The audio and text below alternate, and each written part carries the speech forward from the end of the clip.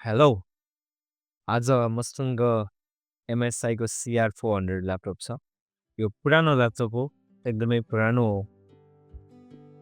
2010 तिरको laptop हो यो। यसमा के छ समस्या हामी हेरौँ है।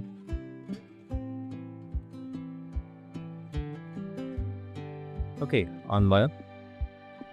Power successfully on. Look return loading.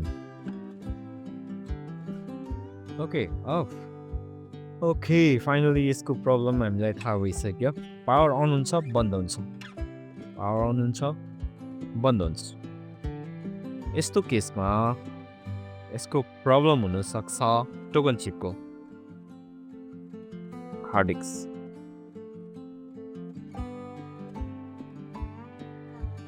320 जीबीको पुरानो हार्ड ड्राइभ रहेको छ यसमा।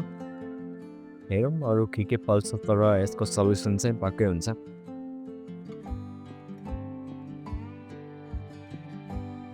हिटको इस्यु नभएर अन्य नै कुनै इस्यु हो जुन म तपाईँलाई देखाउँदैछु। भिडियो लास्टसम्म हेर्नु होला।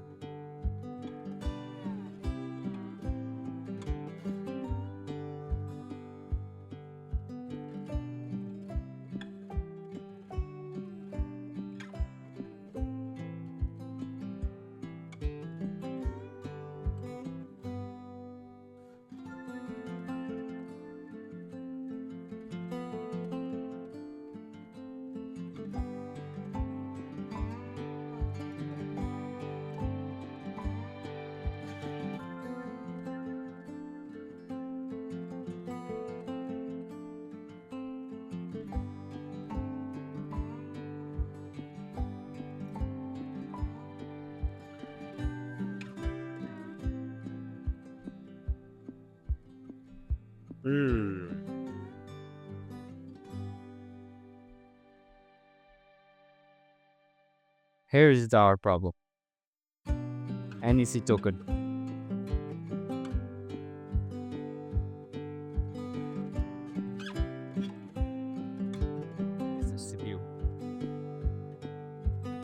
CPU लाई बाहिर निकालौँ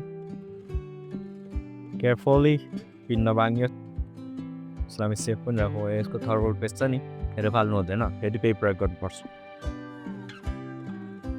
NEI कन्ट्रोलर ठुलो चिप छ, बिग चिप छ यसमा। मेन इस्यु त यो नै हो। यसलाई बोर्डबाट निकाल्नु पर्दैन, हामी यसैमा वर्कआउट गर्नेछौँ। त्यसको लागि हामीलाई यो नोजल फिटिङ, सायद यो नोजल फिट हुन्छ। फ्लक्स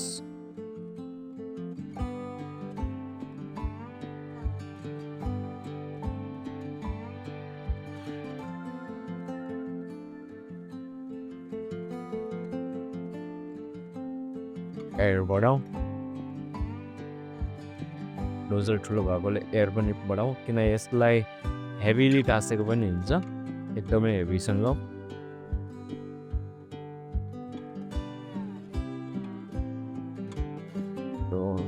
पत्तो सजिलो निस्किन मान्दैन।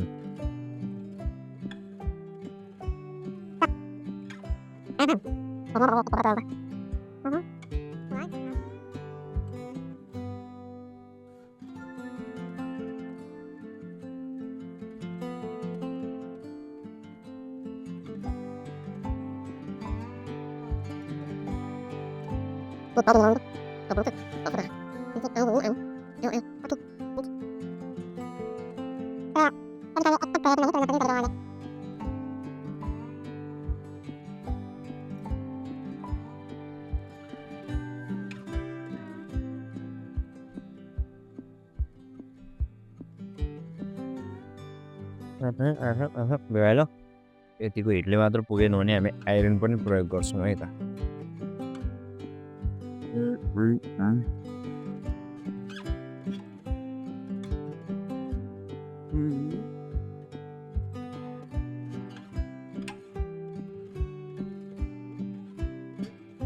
Nice, clean. मोटो सोल्डरिङ पेस्ट चाहिँ वायर चाहिँ चाहिन्छ यसलाई हामी यसमा न्यू सोल्डर हाल्छौँ मजाले हाल्यौँ ओके अब यसको माइनस कुन हो प्लस कुन हो आइडेन्टिफाई गरौँ मिटरलाई मैले अटो मोडमा राखिदिएँ मेरो नयाँ मिटर अटो मोडमा बहुत स्मार्ट छ क्या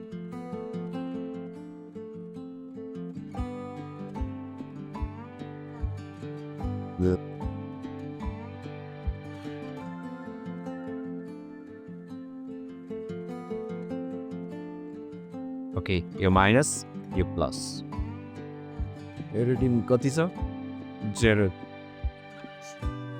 0 0 ओके प्लस यहाँलाई मलाई क्यापासिटर चाहिन्छ यो क्यापासिटर चाहिँ न 330 क्यापासिटर 330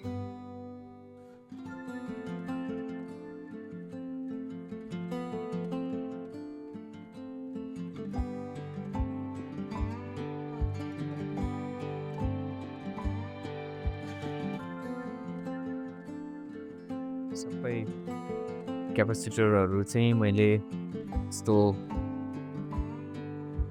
डोनर बोर्डहरूबाट निकालेको हुँ यसरी चाहिँ यहाँ प्रयोग भइरहन्छ यही क्यापासिटरहरू चाहिँ निकालेको यो चाहिँ हामीले यहाँ प्रयोग गर्न मिल्छ एकदमै ओरिजिनल क्यापासिटरहरू हुन् यिनीहरू सर्टिङ छन् कि छैनन् भनेर चेक गरौँ है डायट मोडमा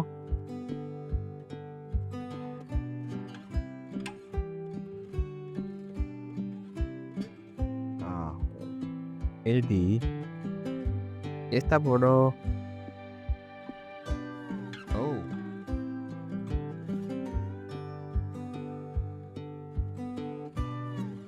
ओके गुड रिडिङ आएको छ अनि गयो ठिक छ क्यापासिटर हो यो त्यसकारण सर्टिङ छ भने हामीले हाल्नु मिल्दैन यस्तो खालको क्यापासिटर चाहिँ सर्टिङ पनि हुने गर्दछ त्यही भएर मैले यसलाई माइक्रोफार्डमा ननापेर डायोड मोडमा नापेको गुड अल गुड है त सर्टिङ भयो भने चाहिँ कन्टिन्युस बी पाउँछ यस क्यापेसिटरमा नयाँ वायरको फ्लक्स प्रयोग गर्दैछु म यसको लागि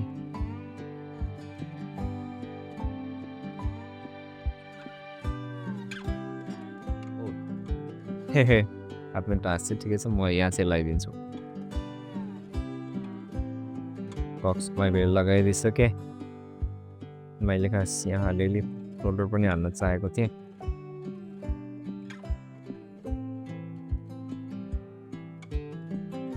good good good good wow कस्तो राम्रो लागिरहेको सोल्डर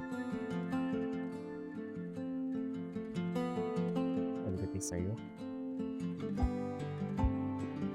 ओके अब यसको प्लेसमेन्ट चाहिँ यो प्लस भोल्टेजहरू रन हुने ठाउँ हो यो माइनस छ यो कसरी आइडेन्टिफाई गर्ने भन्दा मैले अघि पनि आइडेन्टिफाई गरिसकेको छु फेरि एकचोटि है त माइनसमा लगाउने कन्टिन्युटीमा लगाउने मिटरलाई 0 0 रिडिङ यो माइनस पार्ट यो हाम्रो यसमा रिडिङ आइरहेको छ यो हाम्रो प्लस पार्ट यस यो पनि हाम्रो प्लस पार्ट सो अब यो पिनलाई लगाउने हो बट यसको प्लस फेरि चिन्नु पर्ने हुन्छ यसको प्लस चिन्न सजिलो छ यतापट्टि हाइलाइट गरेर मार्क गरेको चाहिँ प्लस देख्न सक्छौँ राम्ररी क्लियर भ्यूमा देख्न सक्छौँ हाइलाइट गरेको चाहिँ अब यसरी चाहिँ लाउने हो बट यहाँ त टच गर्न मिल्दैन यहीँ टच गराउनुपर्छ त्यसको कारण हामी क्रस छट्के लाउने माथि फिट हुने गरी छड्के लाउने है त चारैवटालाई छड्के लाउने हो यसरी बस्यो मजाले सोल्डर एक साइड स्क्वायर भइहाल्यो कि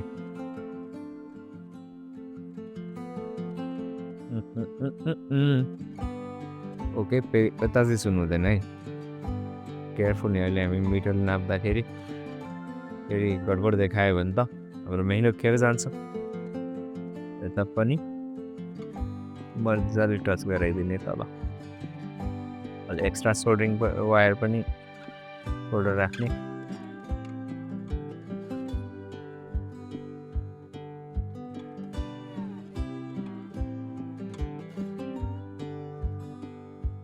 Nice.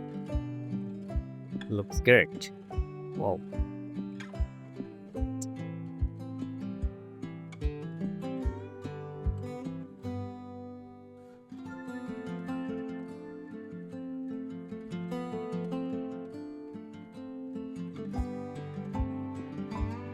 मजा आइरहेछ मलाई यस्तो काम गर्न आनन्द लाग्छ नि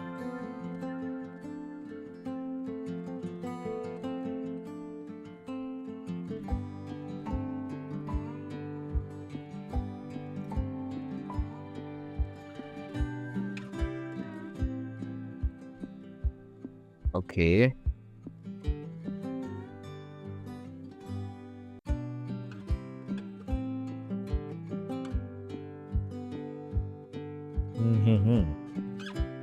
Nice. यो सजिलो फिट भयो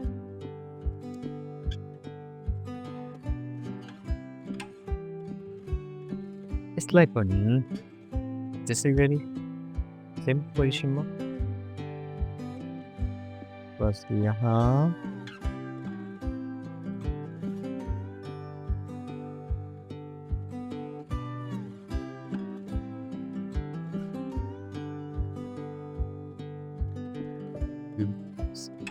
then what? Oh, wow.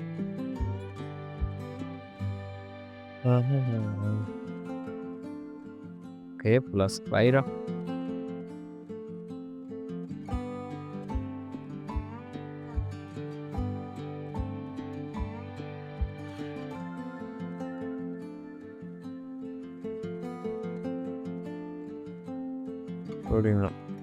Shoulder लगाऊ अलि धेरै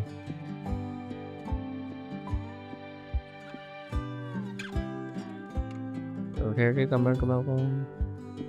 come on, my boy, sit here. Okay, nice.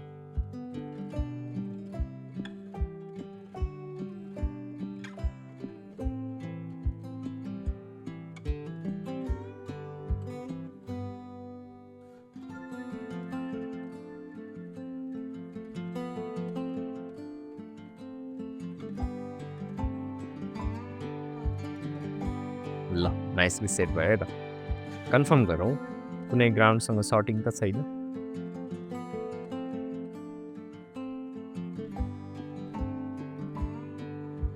ओ यताको सर्टिङ छैन बट ए सरी यो त ग्राउन्ड हो ओके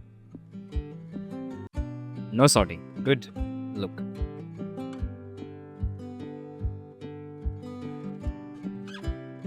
यताको माइनस छ नि त यसरी त बज्छ तर यसरी त बज्दैन गुड ग्रेट अब हामी यसलाई चेक गर्नको लागि चाहिँ म चेक गर्नुभन्दा अगाडि फुल एसेम्बल गर्दिनँ म केही जरुरी चिज मात्र राख्छु ल्यापटप फेरि खोल्नलाई मैले कति झमेला पाउनु पर्दो रहेछ मैले अघि थाहा पाइसकेको छु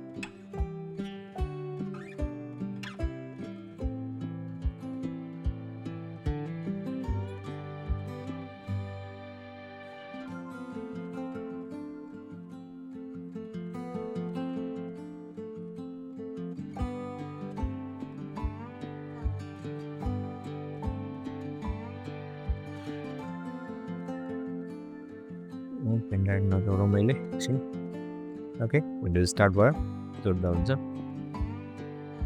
जहाँ माउस चाहिन्छ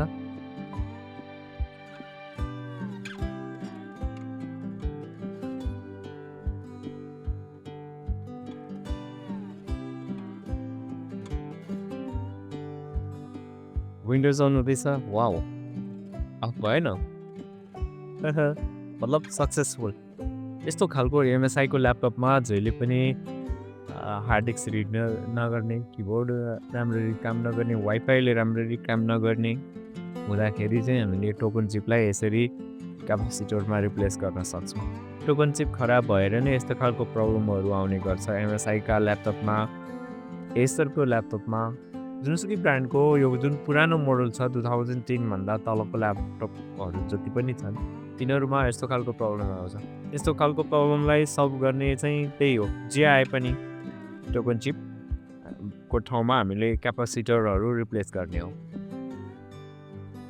स्टार्टिङ सर्भिस हाम्रो मेहनत काममा आएको छ